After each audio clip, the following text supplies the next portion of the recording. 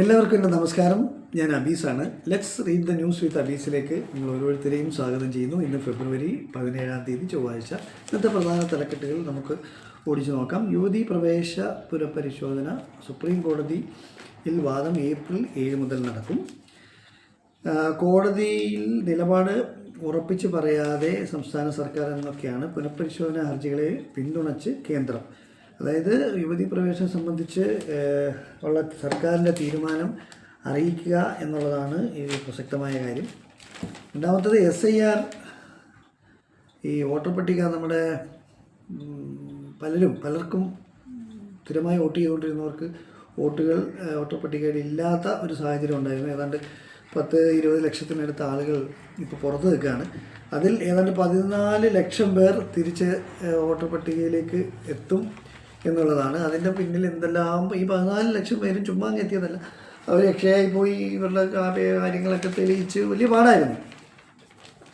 എന്തായാലും അന്തിമ വോട്ടർ പട്ടിക ഈ മാസം 21 പുറത്തിറക്കും എന്നാണ് റിപ്പോർട്ട് വരുന്നത്.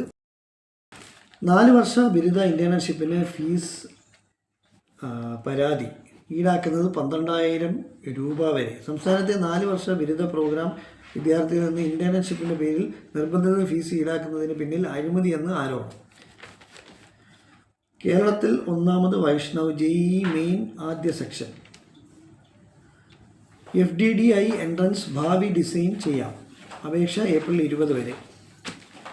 കൊല്ലത്ത് കൃഷി ഉത്സവം ആരംഭിക്കുകയാണ് ഈ മാസം 25 മുതൽ.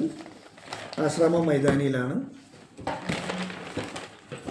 മത്സ്യഫെഡിലെ സ്ഥിരപ്പെടുത്തൽ PSC പട്ടിക നിലനിൽക്കെ. തിരുവനന്തപുരം മത്സ്യഫെഡിൽ 220 കരാർ ജീവനക്കാരെ സ്ഥിരപ്പെടുത്താൻ സർക്കാർ ഒരുങ്ങുന്നത്. ഈ തസ്തികകളിൽ പലതിലും PSC റാങ്ക് പട്ടിക നിലനിൽക്കെ. വ്യാപകമായ പരാതികളാണ് ഇത്തരം. ഇതിനു മുമ്പും PSC പട്ടിക റാങ്ക് ലിസ്റ്റിലുള്ളവർക്ക് ജോലി ലഭിക്കാതെ നിയമനങ്ങൾ നടത്തുന്നു എന്നുള്ള പരാതി വ്യാപകമായിട്ടുണ്ട്. On your mark get set go എന്ന തലക്കെട്ടോടുകൂടി 20-25 വയസ്സ് പ്രായമുള്ള വിദ്യാർത്ഥികൾക്ക് സ്റ്റൈഫൻഡോടെ ഇൻറ്റേണൽ ഷിപ്പുമായി കേന്ദ്ര കായിക മന്ത്രാലയം എന്നാണ്. അത് അപേക്ഷിക്കാൻ താല്പര്യമുള്ളവരൊക്കെ ശ്രമിക്കുക. 6 മാസം 20,000 രൂപ എടുത്ത് സ്റ്റൈഫൻഡ് കിട്ടുന്ന ഒരു പ്രോഗ്രാമാണ് ഇൻറ്റേൺഷിപ്പ്.